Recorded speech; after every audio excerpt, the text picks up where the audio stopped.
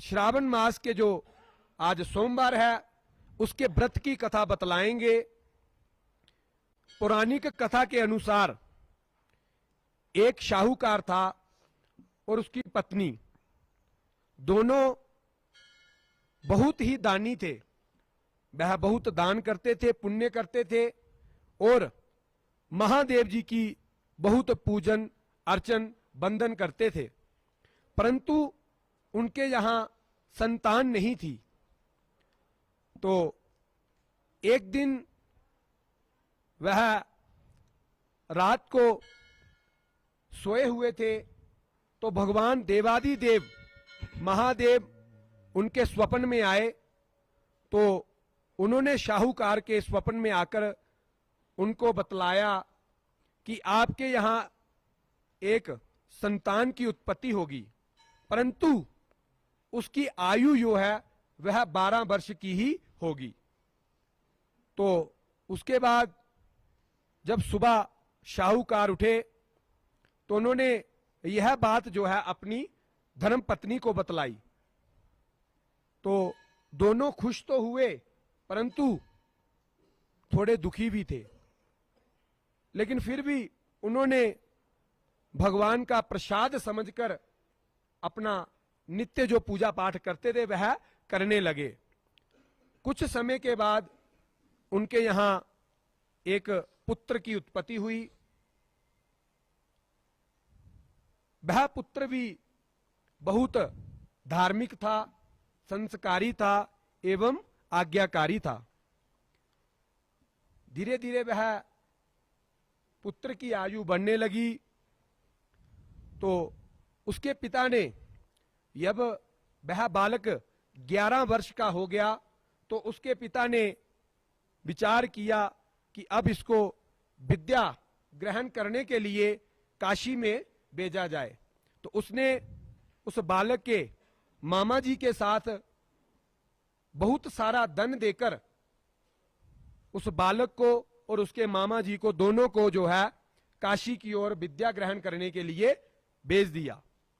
वह दोनों जब विद्या ग्रहण करने के लिए काशी की ओर जा रहे थे तो रास्ते में एक राजा के जहां शादी समारोह था।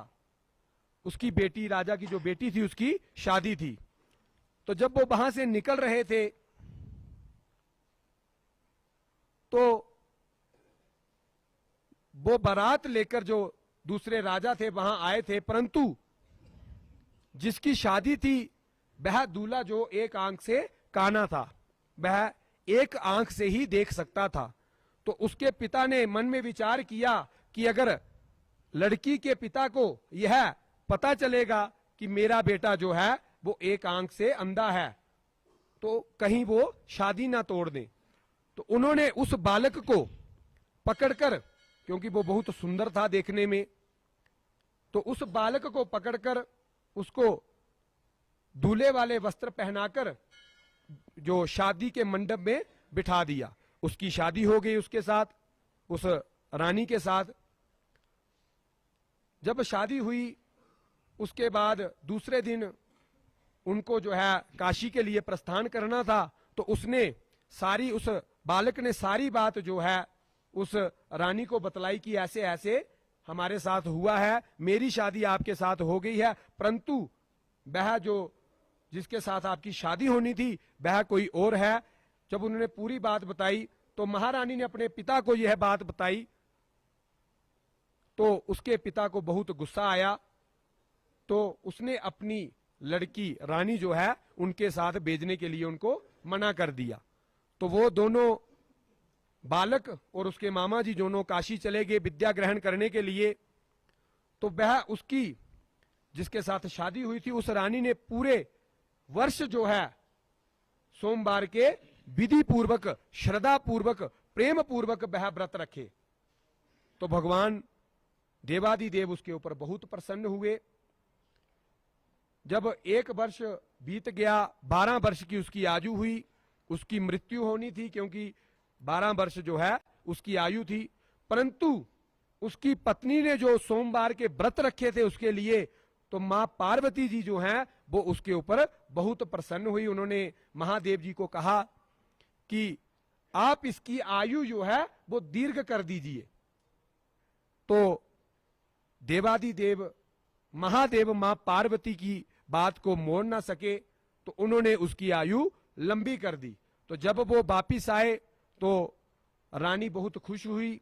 तो माता पिता तो बहुत दुखी थे, क्योंकि उनको तो पता था कि हमारे बच्चे की, हमारे बालक की जो आयु है वह 12 वर्ष ही है। लेकिन 12 वर्ष बीत गए थे। जब वह रानी लेके अपने मामा जी के साथ खुद अपने घर पे आया, तो माता पिता को जब अपने बालक को देखा कि यह अभी जिंदा है, तो वह इतने प्रसन्न हुए, इतने खुश हुए कि उन्होंने भगवान देवादिदेव महादेव का यज्ञ अपने घर में रचाया। सभी ब्राह्मणों को निमंत्रण दिया भोजन के लिए, और बहुत बड़ा यज्ञ अनुष्ठान जो है उन्होंने किया।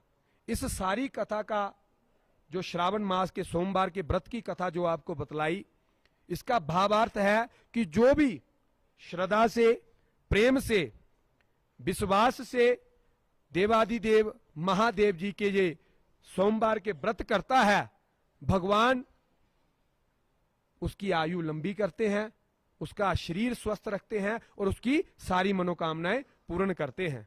तो आप भी देवादिदेव महादेव जी के इस श्रावण मास में जो चल रहे, श्रावण मास एवं पुरुषोत्तम मास जो चल रहा है, उसमें सोमवार के व्रत करिए, तो देवादिदेव महादेव जो हैं आपकी सारी मनोकामनाएं पूर्ण करेंगे।